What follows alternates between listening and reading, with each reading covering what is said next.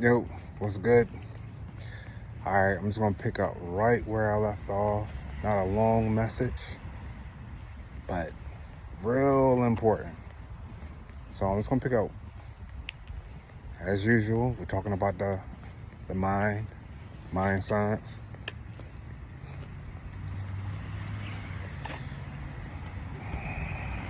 Alright, so going to this next piece. Thoughts turn to chemicals. Good thoughts create oxytocin, serotonin, dopamine, so on and so forth. Negative thoughts create cortisol, stress hormones, create inflammation in the body.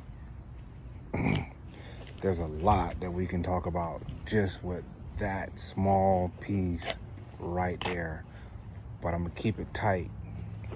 So,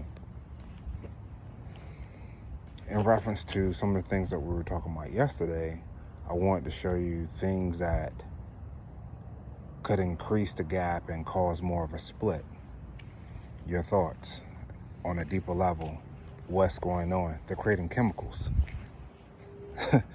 They're creating chemicals that turn into hormones. All right, so let's just stop there. So that means that these chemicals turn to certain type of molecules that band together to make protein strands so that they can aid other cells in the body,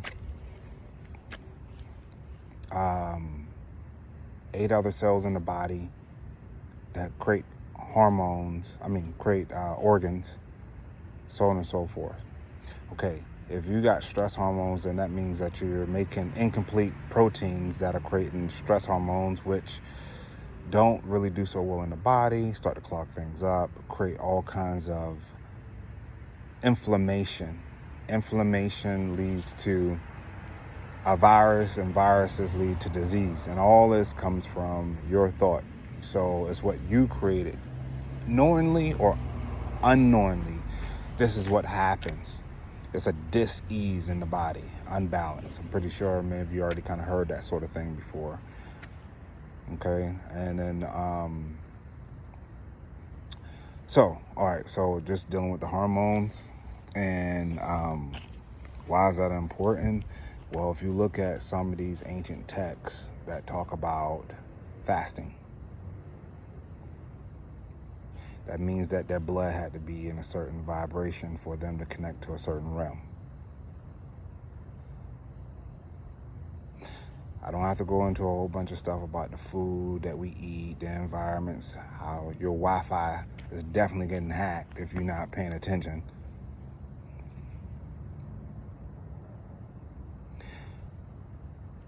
But not understanding this aspect of yourself is also detrimental. It was a gift and a curse to have to learn how to eat again. I don't know if I would have been able to do that without the level of struggle I had to go through and some of the pain I had to deal with, because you know how food is. Food is very personal for people, like religion. You know, it's kind of hard for somebody just to stop eating a certain way and go into another way. It's possible for sure, but my whole point is, if you want to ascend, then you're going to have to eat a certain way, especially if you start diving into the high sciences. This is why sometimes people get into high science and other things aren't right within them and they go crazy. Their minds snap, become a mad scientist because they was hitting on something that was actually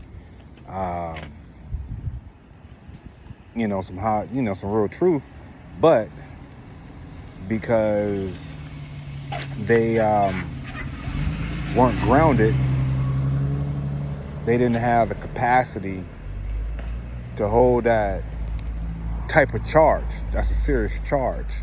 And what do I mean by that? So when we reading does a lot for you, especially depending on what you're reading. If you're reading ancient science, spiritual growth, anything positive, right? Boom, that creates a chemical. Okay, so now when we're dealing with like the high sciences, and you're reading these, whatever it is, a scroll or Sanskrit, whatever, you're just looking at it, even just looking at it.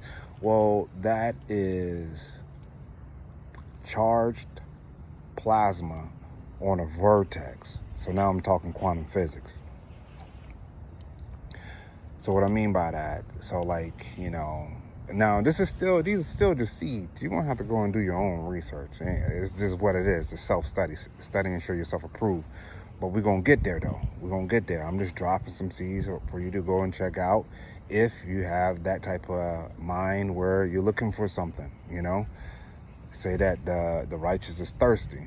So here we go. So charge plasma on a vortex. And what do I mean by that? So symbols hold a certain energy signal. So that signature, whatever it is, that symbol, A, B, Sanskrit, circle, square, whatever, it all holds some type of energy. So that is charged plasma, and like the trajectory in which you are receiving what you see, it creates the chemical. Now we're talking about high science. Creates a chemical, special type of chemical that is released into your blood by way of what we said, the hormones and things like that. The other thing is the sun. The sun do the same thing. For certain people, it creates like neuromelanin, like, a certain amount of neuromelanin, which does something to the blood. I'm not going to get into the blood this particular video, but you understand where I'm going with that. So if you are taking in the high sciences, but you haven't really worked on yourself, man, you doing some scary stuff. You know what I'm saying? Like, you're messing around and jack yourself up, because you're still getting the truth, but the perspective in which you're getting it ain't really helpful to you or anybody else.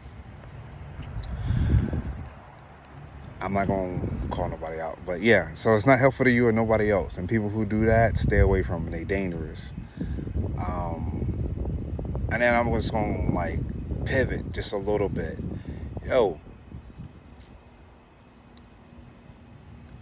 If you're going to look at these collective tarot readings, boy, you better start learning your chart. That you really jacking yourself up. I don't care who you are.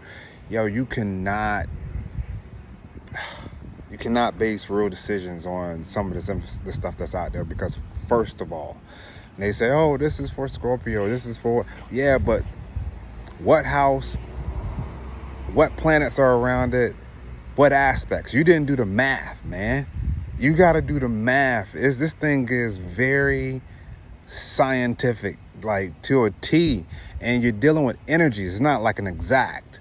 You're dealing with energies and frequencies, which is a whole nother thing. So not gonna get into all that, but I just downloaded to say something about that. Oh, and another thing. So for the brothers that might be checking out, I get it. Most of the tarot readers are women for a lot of reasons, like if you just look back through time, most of the oracles were women, in a certain way. But the way, not all, but many identify, explain, and from their perspective, which is cool. There's another side to it, because a lot of us can't connect with the way they read because they're reading from their emotions sometimes. You know what I'm saying? It's all involved, but I just want to give you a more clear picture about how to understand what's going on. First of all, look up your birth chart, period. If you don't do that, don't even look at that crap. Just stay away from it. It's going to cause gaps and splits and all kinds of other stuff. And you open up doors that you're not even really aware that you are opening. Don't cheat yourself. You gotta know the science, or at least start studying your science of you. So a lot of times you hear this whole thing about divine masculine, divine feminine. But so yes, you can be a divine masculine, you can be a divine feminine. We have masculine and feminine energies in us. We can be balanced in that way and all that, man. That's only one perspective of this thing. I'm gonna give it to you from a man's perspective. That's gonna be easier for a man to identify with and see something a little bit more accurate. And now, like I said, this is seed, so you're gonna have to develop your own truth from what I'm saying. It goes beyond, way beyond the physical aspects of a person, feminine, masculine. So I'm going to switch the words to make it make more sense so you can understand what's really going on. So when they talk about divine masculine, that is a electric charge. When you talk about divine feminine, that is a magnetic pull or charge. Okay? And you need both for God. Electromagnetic. That's a whole nother thing. But they're going to see right there if you're looking for it. So a lot of times when they be like, oh, this feminine, this karmic masculine, be honest, it could be some crazy broad that's that they calling the karmic divine masculine. Well, you can't be divine, one, because that's not a divine way to operate in some way. And we all karmic to each other too. So all these words, man, you got to be careful with this stuff because it causes false perspectives. And I no knock on any queen out there, but if you are aggressive, then you are masculine. That is electric. That is something that you get that's given off. And then for the fellas, it doesn't make you feminine if you do know a little bit. And then it's like, yo, but I ain't no soft type dude. No, it's magnetic, meaning like you can intuitively pull things to you. Now, if you just want to use it, now I'm not going to do that because it's going to confuse it. But if you look at it from that perspective, I think it'll be a little bit easier to understand some things. But first, look at your chart, period. Don't even begin. And I know if you're looking at your chart, it might be a little confusing.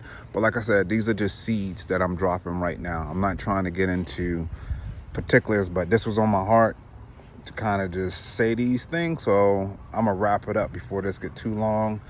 Like I said, I'm just keep talking. All right, see y'all later. Peace.